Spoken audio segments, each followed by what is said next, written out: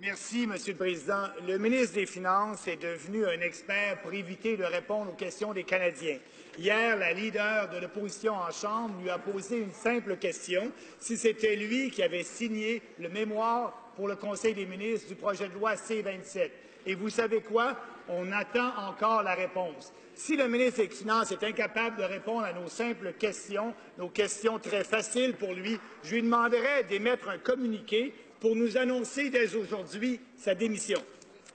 Madame secrétaire parlementaire du ministre des Finances. Merci, Monsieur le Président. Le ministre des Finances, d'abord et avant tout, a arrivé à faire croître notre économie d'une manière remarquable au cours des 2 dernières années. Donc non, la démission du ministre des Finances n'arrivera pas. C'est un ministre des Finances qui a livré pour les Canadiens, non seulement en baissant le taux d'imposition des PME de 11 à 9 d'ici 2019, en stimulant l'économie de sorte à ce qu'elle puisse créer 600 000 emplois depuis 2 ans, ce qui est nettement supérieur à leur bilan, Monsieur le Président. Donc la réponse au député de Beauce, c'est non.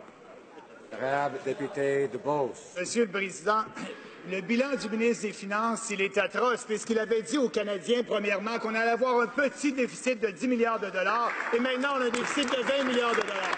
Et ce qui est pire encore, Monsieur le Président, c'est qu'il endette les générations futures, et ça sans fin. On devait avoir un budget équilibré avant la fin du mandat, et on n'aura pas de budget équilibré. Donc, on endette les générations futures de plus de 100 milliards de dollars, et c'est eux qui vont devoir payer. C'est irresponsable pour nos enfants et nos petits-enfants. Quand le ministre des Finances va-t-il démissionner? Honorable secrétaire parlementaire.